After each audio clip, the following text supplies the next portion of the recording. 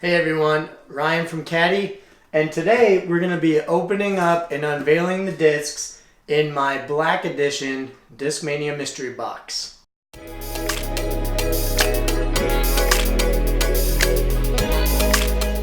So, this isn't my first mystery box reveal video, but I'm going to try to do something a little different in this one.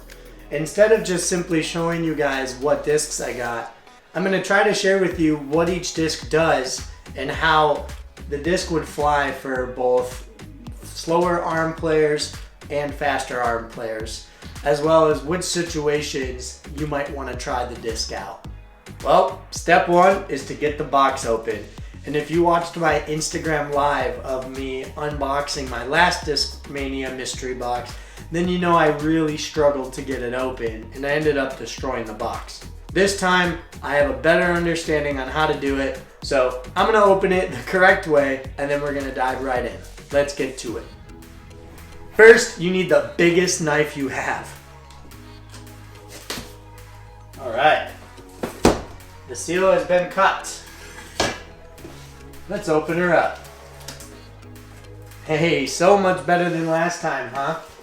So, here we go. Let's get to the good stuff. Taking the packaging out. Of course, you've got your little shipment information. And then we have a really cool little note from McMahon. It reads, "Congratulations, you have scored yourself a limited run evolution tactic. The first release is called Razor Claw and is my newest signature series disc. There are only 2,000 discs made with this stamp.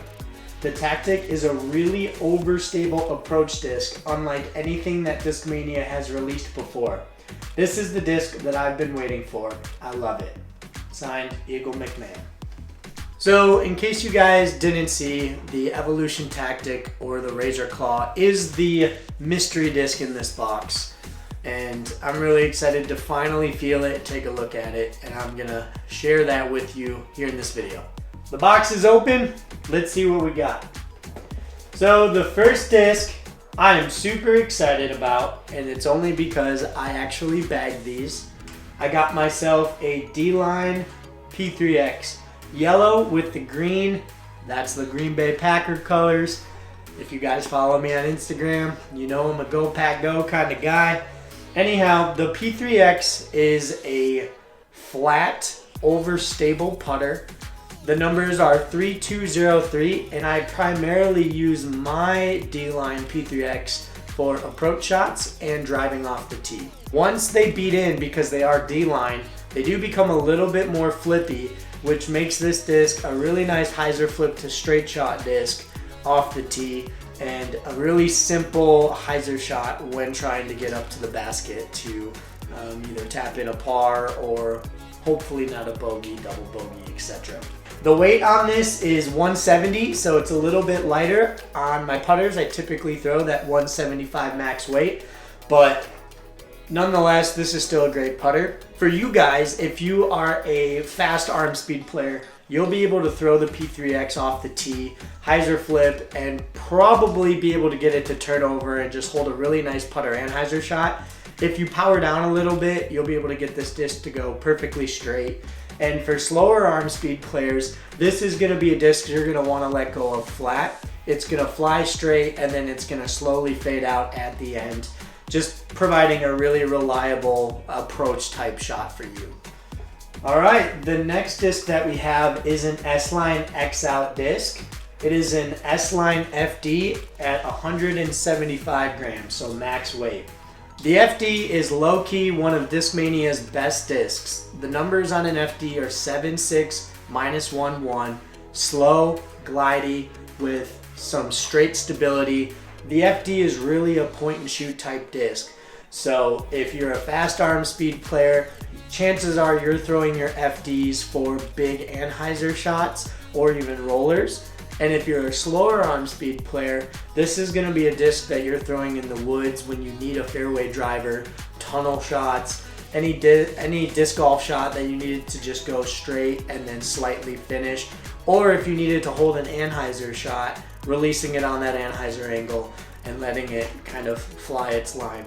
The FD is a great disc. If you don't bag one or you haven't tried one, I highly recommend it. They come in all sorts of different plastics, from C-line to S-line to Color Glow to D-line to G-line, you name it.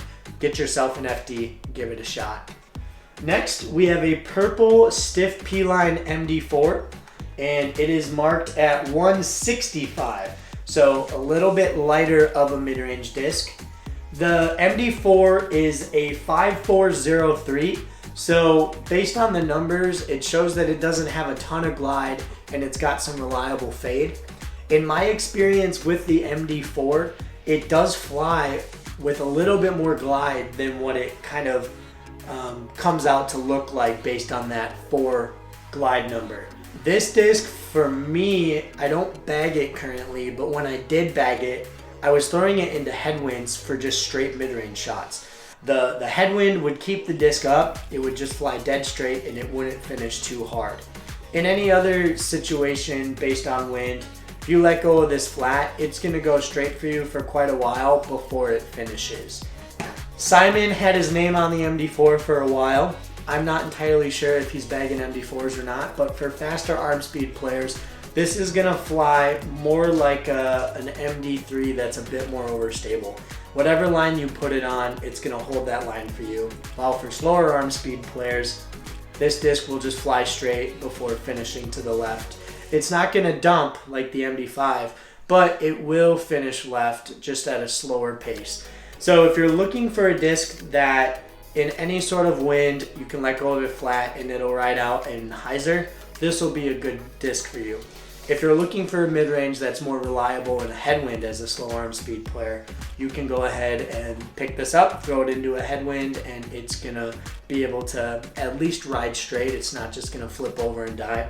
If you're a fast arm speed player, this disc may not be a go-to for you just because it will flip more for you, but you might like that feel of it and you might like being able to control the shot. So either way, try it out, see what you think of it. Then we got the green apple Jolly Rancher, one of the best flavors in my opinion. Next we have another P3X. This time it's an S-line plastic. This is also a lighter one. This is a 166. So pretty similar to the D-line, obviously, as far as profile goes, but with it being a premium plastic, it's not gonna beat it nearly as fast, which means it's gonna hold its overstability a little bit longer. And because of its S-line, it's got a lot of grip, so you'll be able to backhand it, you'll be able to forehand it. Very reliable disc, has a little bit of a bead. Other than that, not much more to talk on it, considering I pulled the D-line P3X out earlier. The only thing really to note is that it's gonna keep its stability a little bit longer. And the last disc that I got is a Neo Evolution Instinct.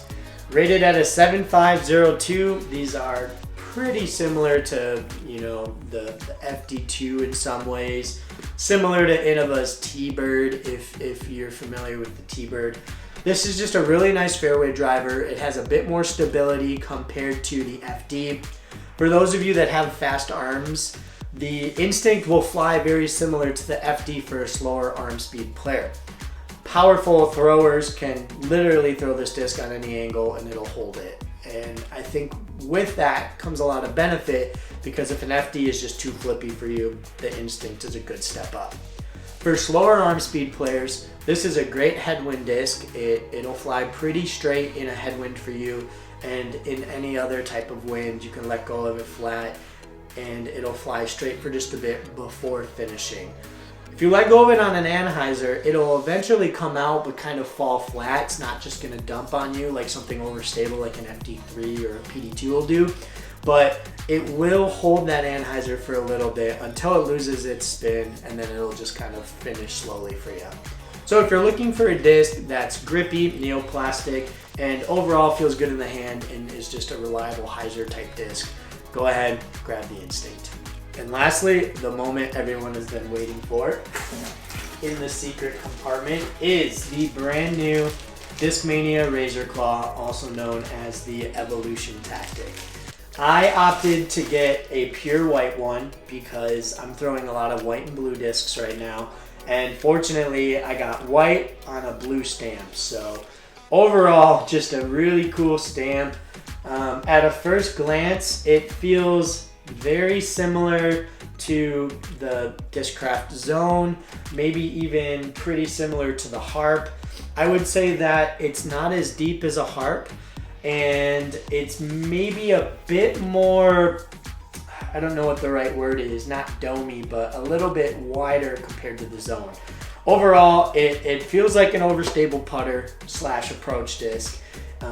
At first glance, it's very flat, so side arms feel really comfortable. There's no bead, so you don't have to worry about the bead.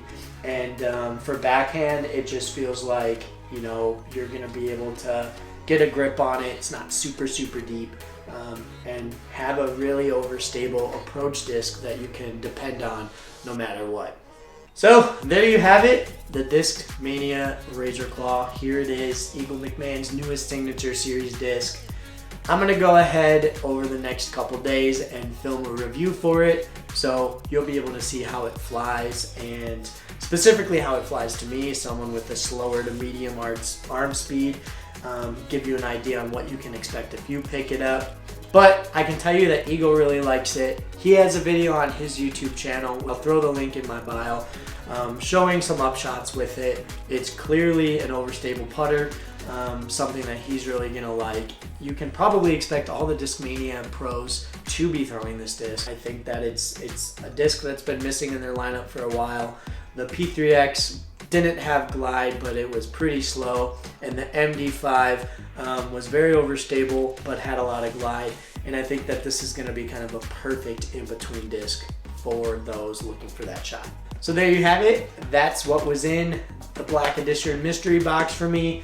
D-Line P3X, S-Line FD, Stiff P-Line MD4, S-Line P3X, Neo Instinct, and of course the brand new Evolution Tactic. If you liked this video, I'd appreciate a thumbs up.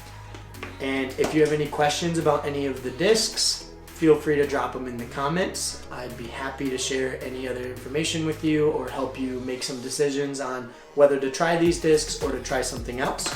And if you like what you saw on the Caddie channel, I'd appreciate a subscribe. So go ahead, hit the button, and we'll see you guys soon.